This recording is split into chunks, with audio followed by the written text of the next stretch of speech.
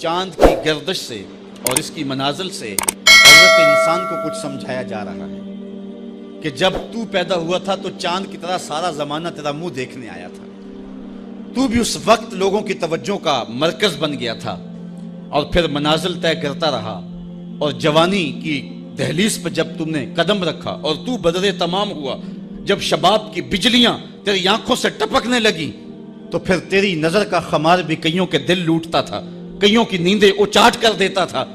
جس طرح چاند جب جوبن پہ ہو تو چکور کا دل لرزتا ہے اور سمندر میں جوار بھاٹا پیدا ہو جاتا ہے، لہریں اٹھتی ہیں، طوفان پیدا ہوتے ہیں، تو جب بندہ بھی جوانی کی دہلیز پہ ہوتا ہے تو وہ بھی طوفان اٹھاتا ہے، دلوں میں جوار بھاٹے پیدا ہوتے ہیں۔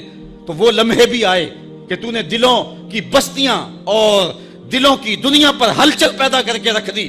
تیرا شباب لوگوں کی زندگیوں کے اندر گھلتا رہا اور کتنوں کی نیندیں اچاٹ ہوتی رہیں، تیری زلف کے شکن کتنوں کا قرار لوٹ کے لے گئے، لیکن پھر وہ لمحہ بھی آیا حتی آدھا کل ارجون القدیم، پھر بوڑھا ہو گیا، پھر تجھے کوئی دیکھنے بھی نہیں آتا، کوئی تجھ سے اداس بھی نہیں ہوتا، بچے بھی کترا کے گزر جاتے ہیں۔ کہا انسان ذرا چاند کی منزلوں کو دیکھ، یہی چاند کتنا پیارا تھا اور آج اسی چاند کو کوئی دیکھتا بھی نہیں ہے۔ بچہ جب پیدا ہوتا ہے تو اس کی مسکراہٹ دل کھینچتی ہے، اور جب بوڑھا مسکراتا ہے تو اس وقت جو ہے لوگوں کی توجہ نہیں ہوتی۔ بچے کی زبان جو ہے وہ اڑ اڑ کے جب بولتا ہے تو اس کی توتلی زبان کا حسن دلوں میں نکھار پیدا کرتا ہے۔ ماں بھی بلہاری جاتی ہے، باپ بھی صدقے جاتا ہے، بہنیں بھی جو ہے وہ قربان جاتی ہیں، تو بچے کا ٹوٹا لہجہ اور توتلی زبان خوشیوں کی ایک لہر ہوتی ہے۔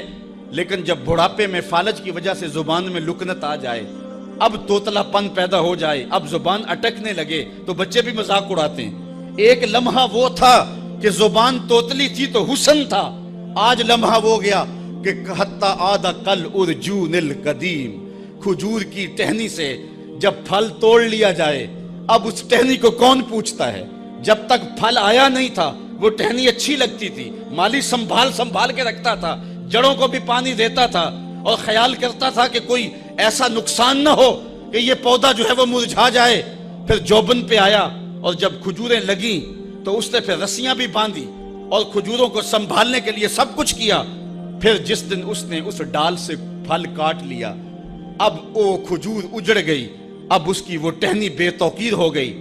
انسان کی زندگی کا جب شباب لٹ جاتا ہے اور بڑھاپے میں جب وہ کسی قابل نہیں رہ جاتا تو پھر اس کی بھی یہ مثال ہے حتی آدھا کل ارجون القدیم، جیسے کھجور کی پرانی ڈال ہو۔ اپنی نظر اور شرمگاہ کی حفاظت کریں۔ اس دور کا سب سے بڑا فتنہ یہ ہے کہ نگاہیں پاک نہیں رہی، نگاہیں غلیظ اور گندی ہو گئی، شرمگاہوں میں وہ تقدس نہیں رہا۔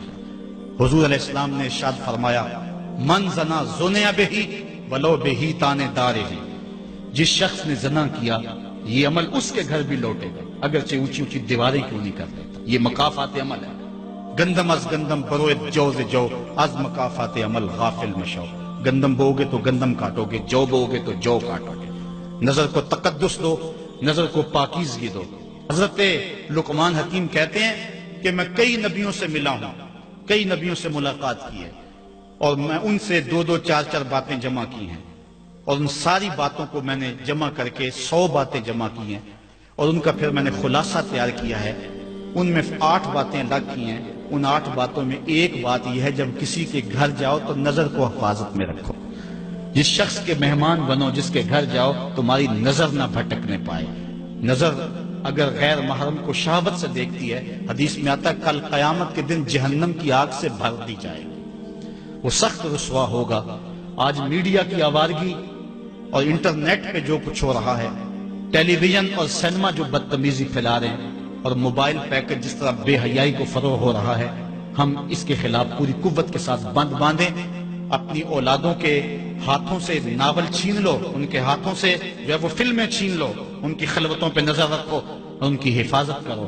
جس شخص کی نظر پاک نہیں ہے اس کے من میں طہارت نہیں آ سکتی ہے، دل پاک نہیں ہے اس کو جو ہے وہ باطن کا نور نصیب نہیں ہو سکتا۔ وائے قوم کشتائے تدبیر غیر، کارے تخریب خود تعمیر غیر، از حیا بیگانہ پیرانے کہن، نوجوانا چوں زنا مشغول تن. کتنی حکمت والی بات کہی اقبال نے. وہ اپنے دور کا دکھڑا سناتا ہے جس دور سے ہم گزر رہے ہیں. اب تو عجیب حال ہو گئے. اقبال کہتا ہے یہ جو میرا دور ہے، جوان تو جوان رہے، بوڑھوں کی نظروں میں حیا نہیں رہا. آز حیا بیگانہ پیرانے کہن. بوڑھے لوگوں کی آنکھوں میں بھی اقبال کہتا ہے حیا نہیں رہا. نوجوانا چوں زنا مشغول تن. اور نوجوان عورتوں کی طرح اپنے تن کے ساتھ لگے ہوئے ہیں، اپنے تن کو سنوارنے میں ہر وقت کنگھی پٹی میں لگے ہوئے ہیں. یہ مردوں کا کام نہیں ہوتا، یہ دلیروں اور بہادروں کا کام نہیں ہوتا، یہ عورتوں کے وظیفے ہیں. در دل شاں آرزوہا بے ثبات مردہ زائم از بطون امہات. ان کے دلوں میں آرزویں کوئی اور ہی ہیں اور ماؤں کے پیٹوں سے مردہ جنم لے رہے ہیں. دخترانے او بزلف خود اسیر شوخ چشموں خود نماؤ خود دگیر.